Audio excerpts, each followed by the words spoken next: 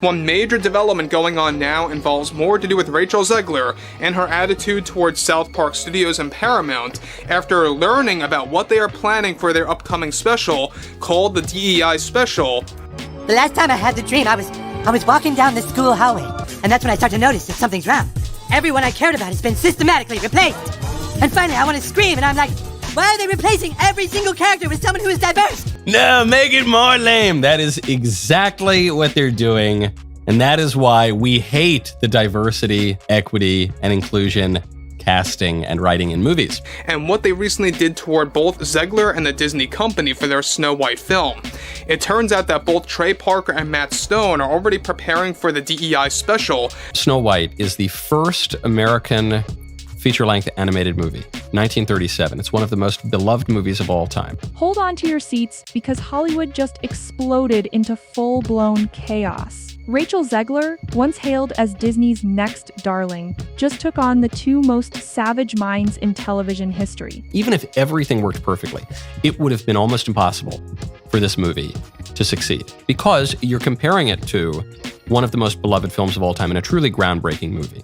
Trey Parker and Matt Stone, the geniuses behind South Park. We're talking a $100 million lawsuit, animated insults, courtroom drama, and an entire industry holding its breath to see who walks away from the wreckage. No, the people who you need to entertain, the people who you need to serve, the people who pay your salary.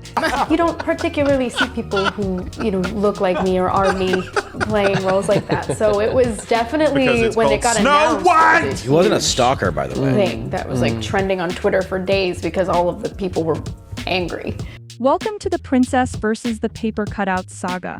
A scandal so surreal, you honestly couldn't script it better.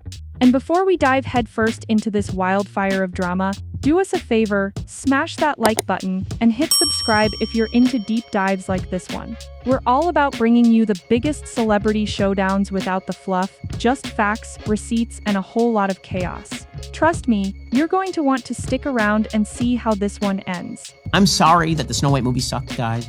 I'm sorry. I'm not sorry at all. That we forced, basically, as a company, Daily Wire forced Snow White into production again. It was supposed to come out like a year and a half ago. And then we went after them so hard because of their variety of ridiculous sins that they actually went into full-scale reshoots on Snow White when we announced that we had a competitor.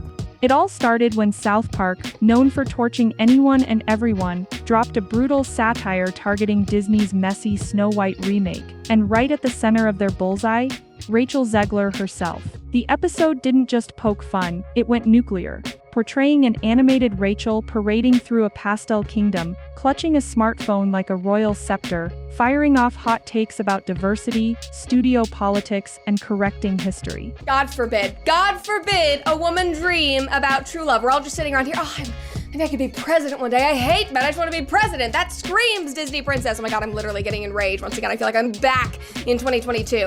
At first, whispers floated around that Rachel would take it on the chin like so many others before her. After all, South Park has roasted presidents, pop stars, even entire religions.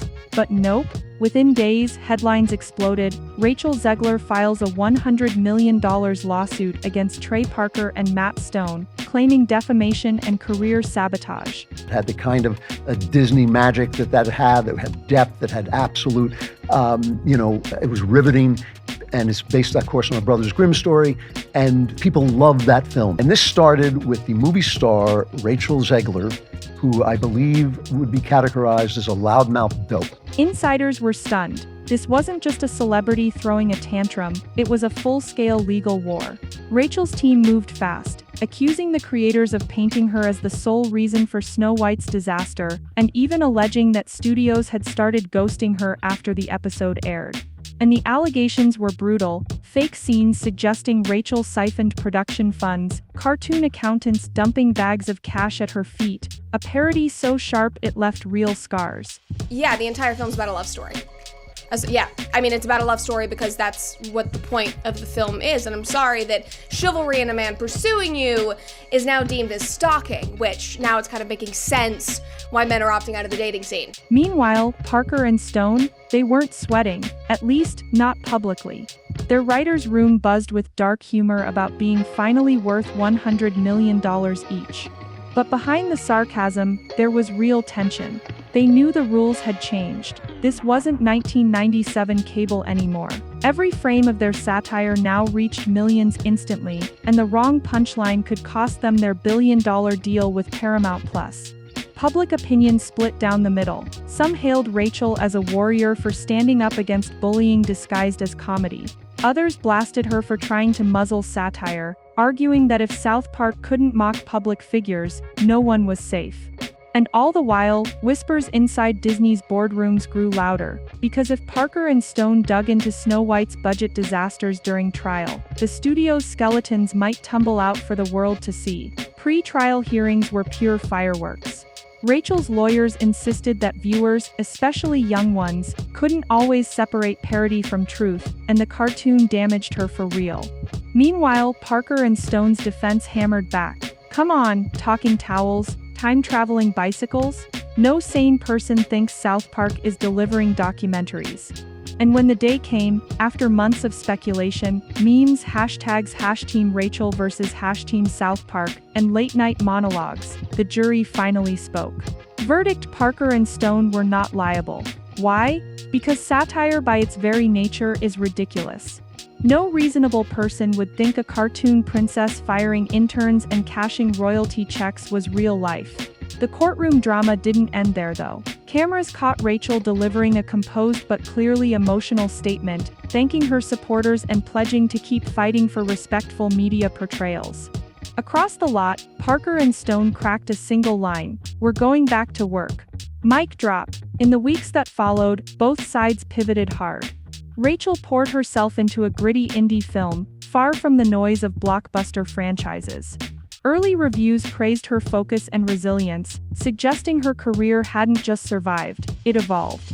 Meanwhile, South Park dropped an episode cheekily dedicated to everyone who's ever wanted to sue us, proving they learned something, but not enough to ditch the bite.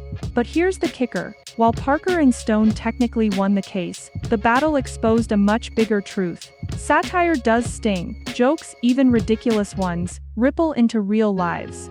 Rachel may have lost the lawsuit, but she walked away with newfound respect in an industry that's finally starting to admit the line between parody and damage is razor thin. In the end, both sides bled a little. South Park preserved its right to roast anyone and everyone, but at a cost the world is watching closer now. And Rachel, she cemented herself not just as a Hollywood starlet, but as a fighter willing to challenge giants, even when the odds and the memes were stacked against her.